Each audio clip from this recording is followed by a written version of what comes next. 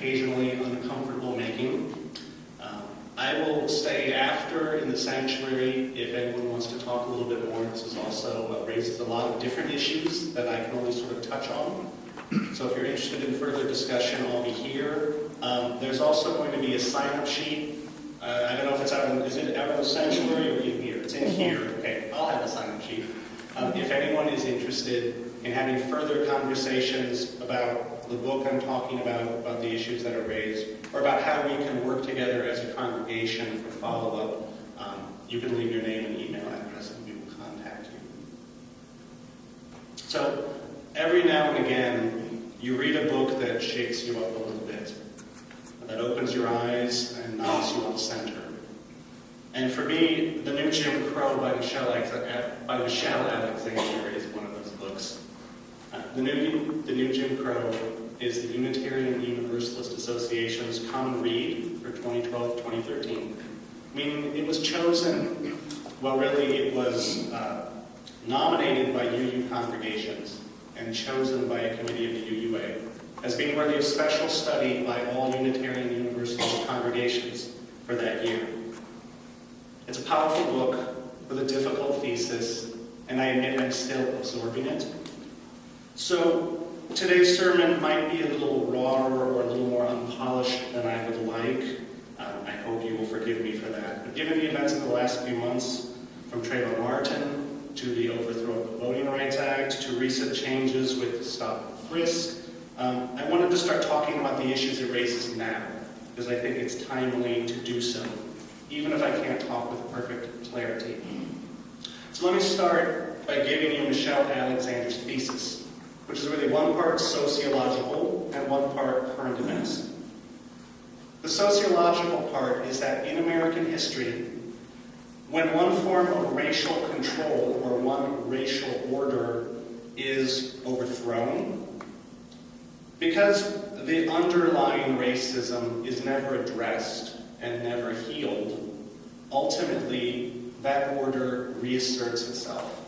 It does so in new forms of discrimination, it does so in a new language of discrimination, but it reasserts itself. So, historically, slavery was replaced by a system of convict leasing, where black men were subject to arbitrary arrest, their rights were stripped away, and then they were rented out to plantation owners as de facto slaves.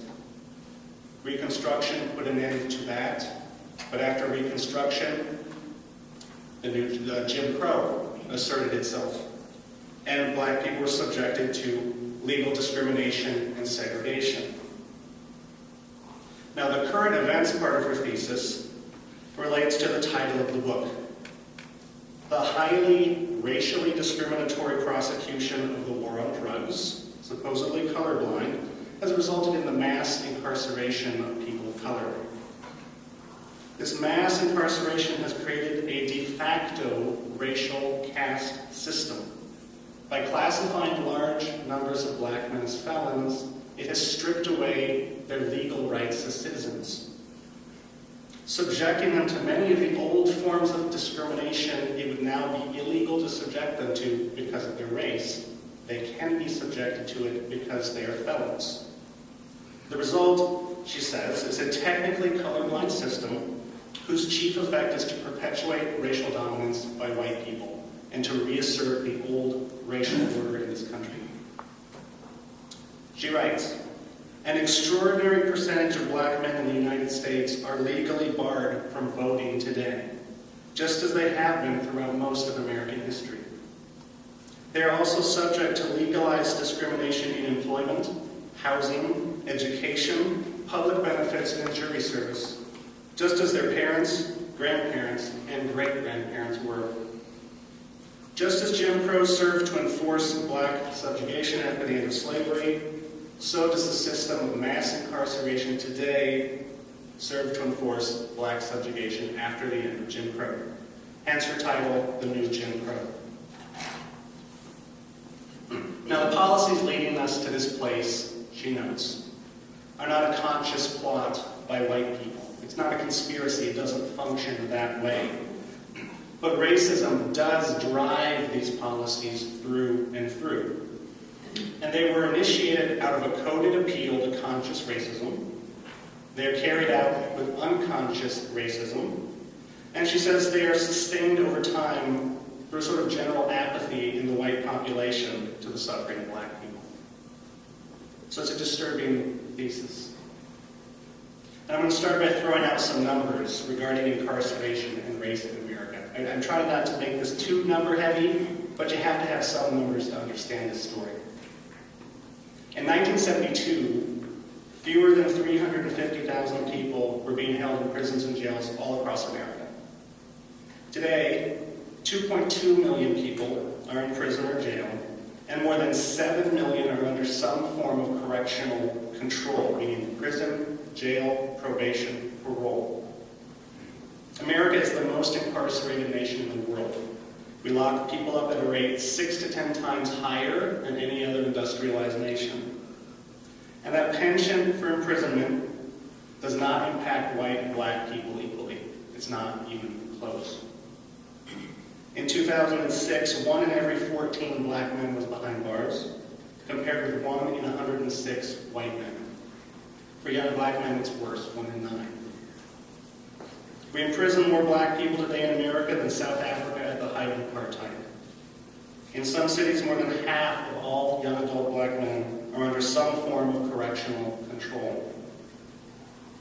Now, the huge numbers of black people we're locking up are mostly being locked up for drugs.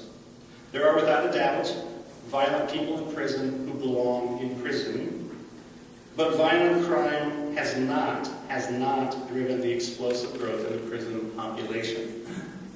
Most black people with felony convictions, most black people who are under that system of control are nonviolent drug offenders. They were swept up in our war on drugs. Now, how do we account for that, this disparity?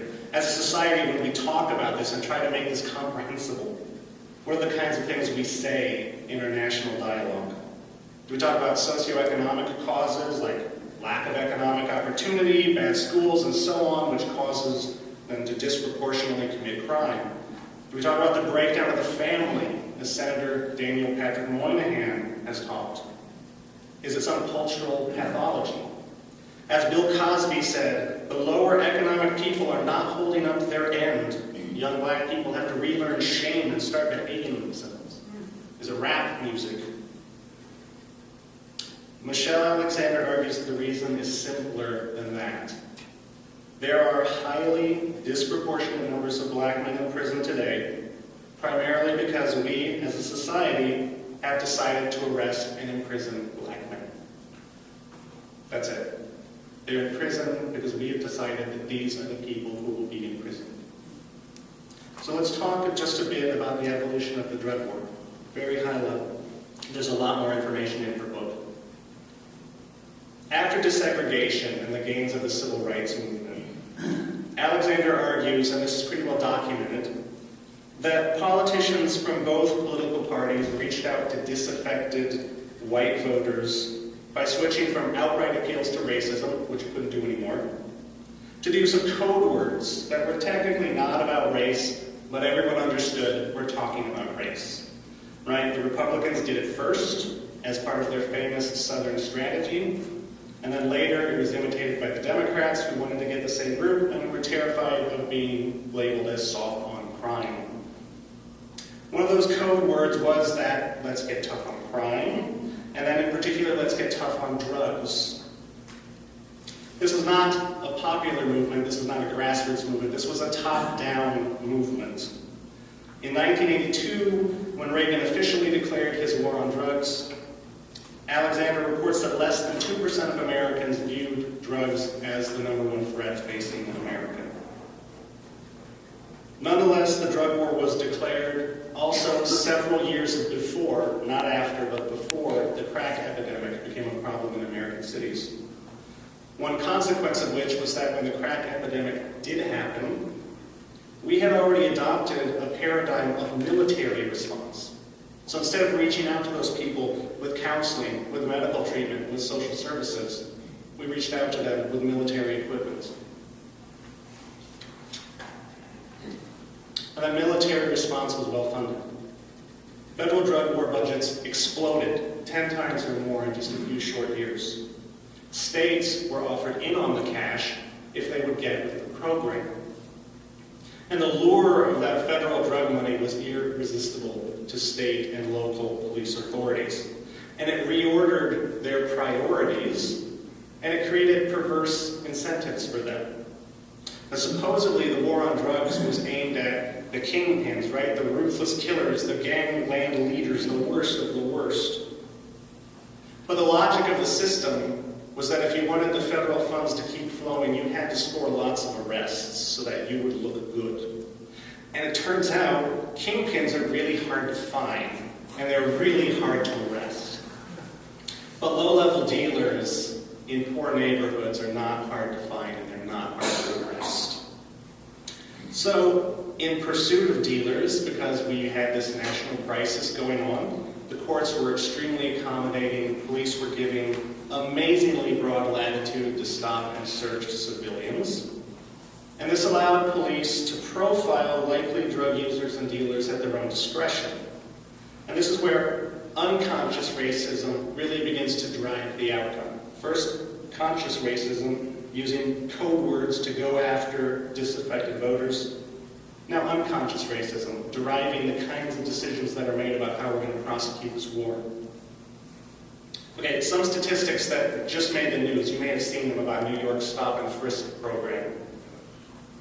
In New York, under the Stop and Frisk program, black people were 5 times more likely to be stopped by police than white people, despite the fact that they are a smaller part of the population. This is in context of a war, right? They're not being stopped and asked, hey, do you need medical services? Do you need counseling? Do you need job training? Those aren't the questions they're being asked. When they are stopped, they're more likely to have force used against them. And yet, white people who were stopped were more likely to have weapons or contraband on them. Almost twice as likely. So what's going on there? Well, Alexander reports on a survey by the Journal of Alcohol and Drug Education from 1995, and it asked people the following question. Would you close your eyes for a second, envision a drug user, and describe that person to me? And 95% of respondents described a black person. So, if you only take one statistic away from this sermon, forget all the other numbers, this is the one I want you to take away. Black people and white people use and deal drugs at the same rate. Period. If anything, black people are a little less likely than white people to use or sell drugs. I admit that when I read that, that surprised me a little because I knew black people were doing most of the time, so I assumed that it logically followed that they were doing most of the crime.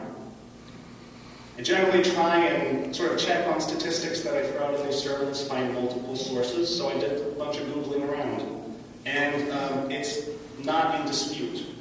So I'll say it again. Black people are not more likely than white people to sell drugs or use drugs. They are less likely than white people to use drugs or sell drugs.